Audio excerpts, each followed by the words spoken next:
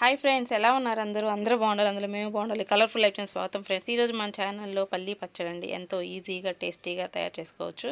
ముందుగా కావాల్సినవి వచ్చి కప్పు పల్లీలు, ఒక 15 పచ్చిమిర్చి, 4 టమాటాస్, 1 స్పూన్ జీలకర్ర, కరివేపాకు, చింతపండు అనేది టమాటా యాడ్ చేస్తున్నాం కాబట్టి పులుసుని బట్టి యాడ్ చేసుకోవాలి ఫ్రెండ్స్.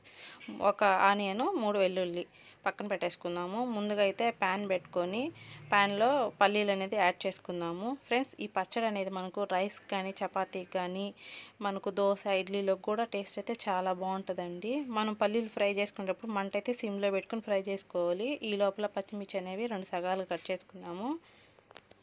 టమాటో కూడా కట్ చేసి పక్కన పెట్టేసుకుందాము.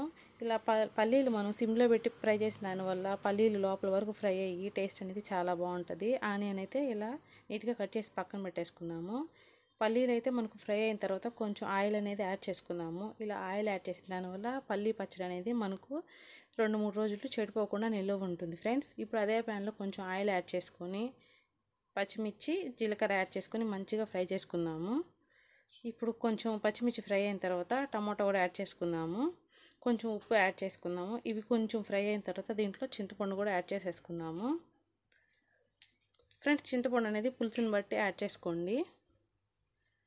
ఇప్పుడు ఇవన్నీ మంచిగా ఫ్రై అయిన దాకా సిమ్లో పెట్టుకొని ఫ్రై చేసుకుందాము. ఇవన్నీ చల్లారనిచ్చి ఒక మిక్సీ గిన్నెలోకి అయితే యాడ్ చేసుకుందాము ఫ్రెండ్స్. ఈ పచ్చడి టేస్ట్ అయితే చాలా బాగుంటుంది. ఒకసారి ట్రై చేయండి, కామెంట్స్ ఎలా వచ్చిందో చెప్పండి ఫ్రెండ్స్. ఇప్పుడైతే ఇవన్నీ యాడ్ చేసిన తర్వాత దీంట్లో అయితే వెల్లుల్లి కూడా యాడ్ చేసేసి కొంచెం ఉప్పు యాడ్ చేసుకొని కొంచెం వాటర్ యాడ్ చేసుకొని మిక్సీ పట్టుకుందాము.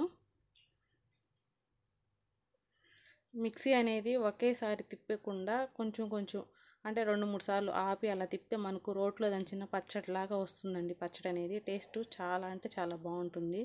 మనకు దంచిన పచ్చడిలాగా ఉంటుంది టేస్ట్.